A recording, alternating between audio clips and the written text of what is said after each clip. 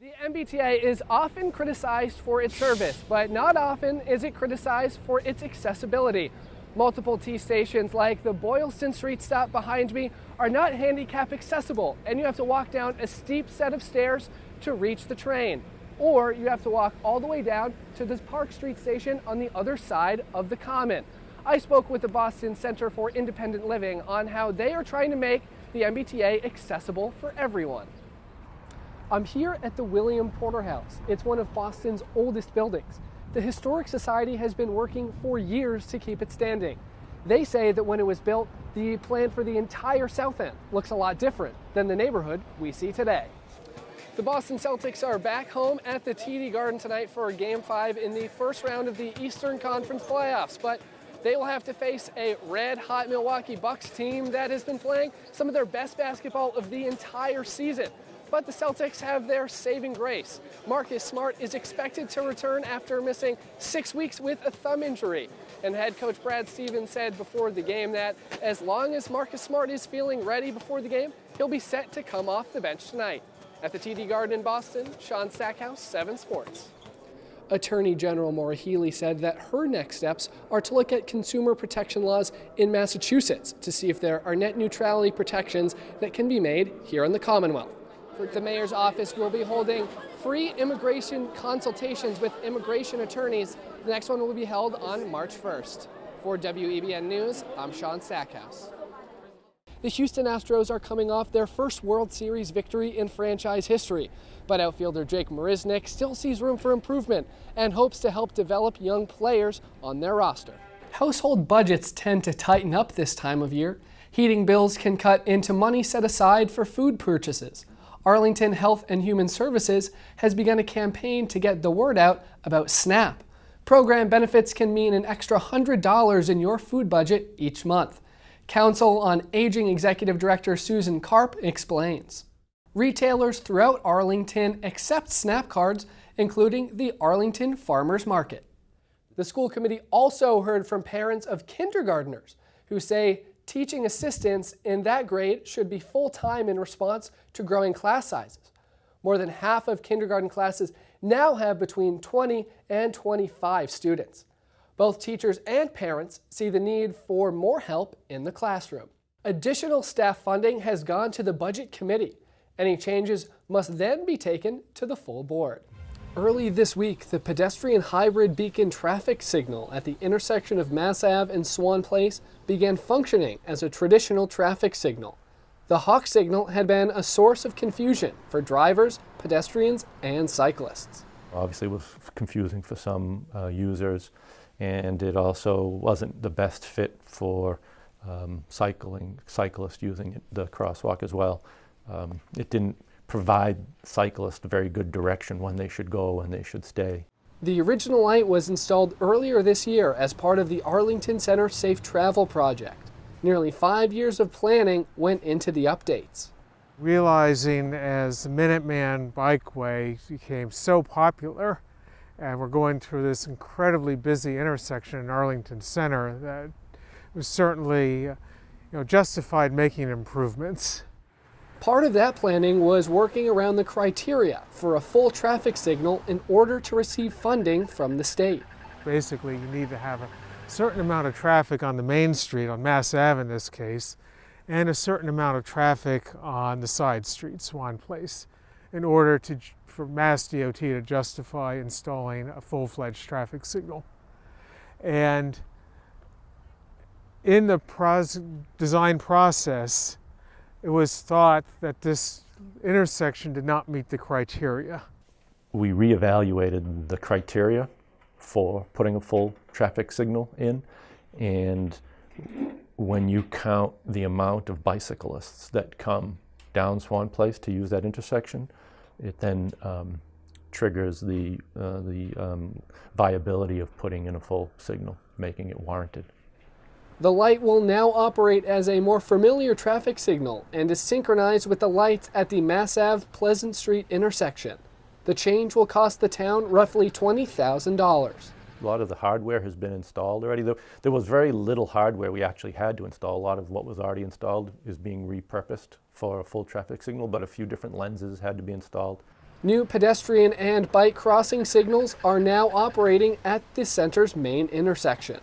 That seems to be an improvement. There will still be some issues. There's still some stuff on the to-do list involving signs and paint. Bicycle lanes will be updated and painting will be completed in the spring.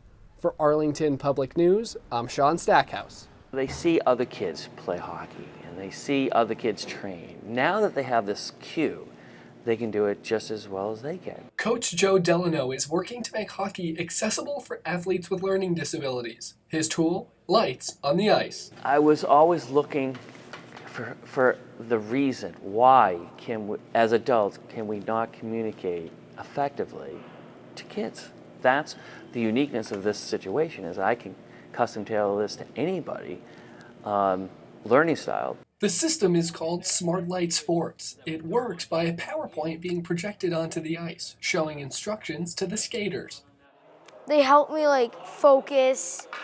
Because usually with my regular hockey practice, it's a lot harder just having the coaches explain it to you.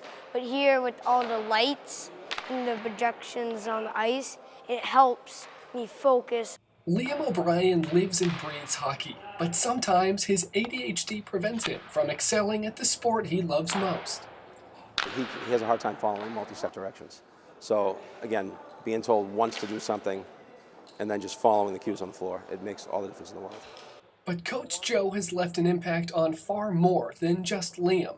A couple of years ago, we didn't think he'd be able to stand up on the ice, And then once he did, he was, just going really fast. So it's just great in that he can do an activity that all the other kids are enjoying, So it's nice to see him out here having fun. And that's what we want for him, is to just, come out and have fun. They have a great time with it. So again, we're trying to make hockey for everyone and sports for everyone. Ending net neutrality and changing how the internet works will be bad for our students, bad for our businesses, and bad for everyone who goes online. Massachusetts Attorney General Maura Healey is fighting for the right to a free and open internet. The FCC is allowing internet service providers to control what content our residents will see, how they will see it, and what they will pay to see it. Attorney General Healey and other experts gave testimony on the topic. They spoke to the Massachusetts Special Senate Committee on Net Neutrality and Consumer Protection at their first meeting. Some speakers shared Healey's ideas. A cable or phone company shouldn't dictate what you can do on the internet. Even though they're selling you access to it, they don't get to make that choice for you. It's just a really bad direction for us to go in this country when so much of our lives are really lived online. But others believe the FCC's change to Obama-era regulations by giving more freedom to internet service providers won't have a significant impact on regular, everyday internet users. Ultimately, net neutrality is much more about the relationship between ISPs and what we call edge providers, like the Googles and Facebooks of the world, than it is about relationships between ISPs and consumers. ISP stands for Internet Service Provider. Associate Professor at Boston College Law, Daniel Lyons, doesn't believe states should dictate what those ISPs can and can't do. It's a good thing that the FCC has repealed that order, and I think it'd be a mistake for states to come in and try to recreate what the FCC has said probably shouldn't be done. The platforms keep getting higher and higher, which means that my chair dips down to get on the subway, and then to try to get off, I have to either gun it or go off backwards, which sometimes, given it being rush hour and stuff, it can be real dangerous. For Dan Harris, getting around Boston is not easy. And for many with disabilities in the city, using the MBTA is a constant struggle. I would have to sit there and count the number of stops. So, okay, it's 5 stops to get to my destination. I got to sit there and count. So I can't have a conversation with you because I'm sitting there trying to count 1, 2, 3, trying to count the stops. Andrew Foreman struggles with the MBTA too. He's one of the thousands that rely on the service to get to work every day. Now he and many others work at the Boston Center for Independent Living, advocating for disability rights. We're promoting the full integration to the degree feasible for each person with a disability who comes to us for services or advocacy. That advocacy met the MBTA in 2004 when the Boston Center for Independent Living became part of a lawsuit against the transportation service. The issues were as serious as buses without access, no lifts, buses driving by people with disabilities, elevators and subway stations was huge. The MBTA went on to address their accessibility issues, but now, 12 years after the lawsuit, work still needs to be done. And we're still saying, look, pointing out the priorities. Look, you guys don't, when you're making this design, you got to think about people with disabilities. I mean, Boylston Stop is it's not accessible for someone in a wheelchair. I mean, we are Boston, we are a hub, and we are a very vibrant disability community, and I feel like the transit system, which is meant for all people, should reflect that. The Boston Center for Independent Living will continue their fight for accessibility so that all Bostonians' needs can be met. And my needs may be different than your needs because I can't see, as well as someone else. But I still have needs, and I am part of the public. It's not the way the Jetsons predicted it, but the future of transportation is coming, and it's closer than you might think. The autonomous car is a big robot, right? So it's controlled in much the same way that other robots are controlled. It has sensors that perceive the world, that make decisions, and then control the gas, the brake, the steering. And testing for these vehicles has already begun. The greater Boston area has become the hub for this technical innovation. Ryan Jacobs is Senior Manager of Boston Operations at Nutonomy, one of the self-driving technology companies using the area as a testing ground. It's really important for us to be in the urban environment. We're learning how pedestrians react to these cars, how pedestrian behavior changes in crosswalks or jaywalking, and you need to see that to really learn from it. So it's important for us to be on the road daily, learning the ins and outs and the nuances of the Boston streets. Now Arlington is the latest town to address the topic. Residents were invited to a forum at Town Hall to discuss the implications of these vehicles and to inform residents about the technology. For a lot of folks, I mean, this probably seems very futuristic when we talk about self-driving cars, autonomous vehicles. But anybody who's seen the ads or has one of the latest model cars, you realize that a lot of this technology that supports this is already here. The forum featured speakers from the U.S. Department of Transportation, Metropolitan Area Planning Council, and the Conservation Law Foundation. Topics range from what autonomous vehicles actually are to the potential impacts to public infrastructure, the possible economic impacts, as well as a question and answer period. But many questions can't be answered just yet. How do consumers interact with autonomous vehicles? And does this mean that people will own fewer cars? Will these cars have the ability to go park themselves? So do we need, for example, a lot of parking in downtown Arlington? So right now the big thing is we're trying to really get our arms around these issues and try to understand the implications and get our cities and towns to be thinking about this and bake this into their planning. So as towns and cities do master plans and long-range plans, they think about these things. And Arlington residents are already starting to think about some of the possible implications. So whatever the future holds for automated vehicles, they can't push bikes off the road or off the bikeways or whatever. So that's a huge issue for me. Making sure that autonomous vehicles are leveraged as a tool to improve environmental conditions. So, making sure they're electric, making sure they're shared, and that from that we get improvements in both local pollutants and global greenhouse gas emissions. Now many residents want to know when autonomous vehicles will start showing up on local roads.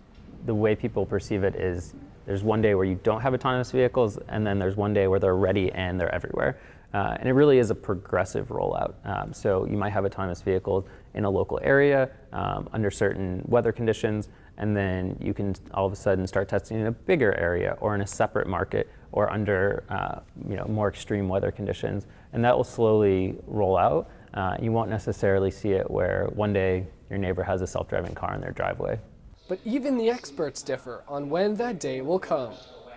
We're not talking about 15 years, we're not talking about 20 years, we're not talking about 25 years. This is happening soon. It could be as soon as 2-3 years from now, maybe it'll take 5, maybe it'll be 7, but it's going to happen relatively soon. When that day does come, other questions will come with it. It's one thing to say, okay, in 25 years there will be all autonomous vehicles on the road, but what happens in 10 years when there's the combination of the two? Certainly the predictability of other drivers is a big challenge. When we're trying to build technology that does follow the rules of the road, when there are circumstances where that doesn't apply, and so we need to figure out how to handle those situations in a graceful, safe way. Moving past these questions is vital for development at Nutonomy. We want to help to explain it and make sure that people are comfortable with it, because without the buy-in of the public and the understanding that this is everything we're working towards is increasing the safety and the accessibility of this technology, then we can't move forward either. Nutonomy, along with Optimus Ride and Delphi, continue working in the Seaport District, pushing to reach testing and safety milestones set by the City of Boston before expanding their range. For Arlington Public News, I'm Sean Stackhouse.